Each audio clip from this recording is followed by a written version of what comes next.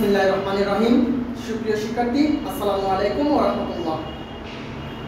সুপ্রিয় শিক্ষার্থী, আশা করছি আপনারা সবাই ভালো আছেন। আলহামদুলিল্লাহ, আমিও ভালো আছি। সুপ্রিয় শিক্ষার্থী, আজকে আমাদের আলোচনার বিষয় হচ্ছে সাবজেক্ট এন্ড প্রিডিকেটের বৈশিষ্ট্য।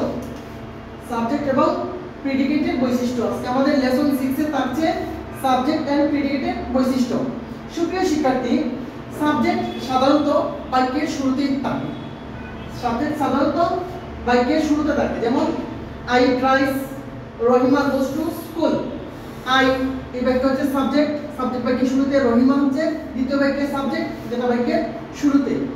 সুপ্রিয় শিক্ষার্থী, কখনো কখনো আবার সাবজেক্ট প্রিডিকেটের পরেও থাকে, যেমন লং লিভ বাংলাদেশ। বাংলাদেশ হচ্ছে এই বাক্যের সাবজেক্ট, প্রিডিকেটের পর।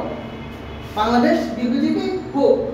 3 নম্বর রুলস হচ্ছে, আমার বৈশিষ্ট্য হচ্ছে ইম্পারেটিভ সেন্টেন্সের সাবজেক্ট সবসময় কি থাকে? উজ্জ্ব থাকে। যেমন কাম হিয়ার, এদিকে আসো। আর ইম্পারেটিভ সেন্টেন্সের সাবজেক্ট সবসময় ইউ উজ্জ্ব থাকে, you. Do the sum, open the book, close the door, etcetera. আবার কখনো কখনো দুই বা ততোধিক শব্দ মিলেও বাক্যের মধ্যে সাবজেক্ট হয়, যেমন মাই ফাদার। মাই ফাদার দুটা ওয়ার্ডের মিলনে এই বাক্যে আমার বাবা, যেটা হচ্ছে সাবজেক্ট। সুপ্রিয় শিক্ষার্থী, আজকে আমরা লেসন 6 এ আলোচনা করেছি সাবজেক্ট এবং প্রিডিকেটের বৈশিষ্ট্য। আশা করছি সবাই সাবজেক্ট এবং প্রিডিকেটের বৈশিষ্ট্য বুঝতে পেরেছি। সবাই ভালো থাকবেন, সুস্থ থাকবেন। আল্লাহ হাফেজ।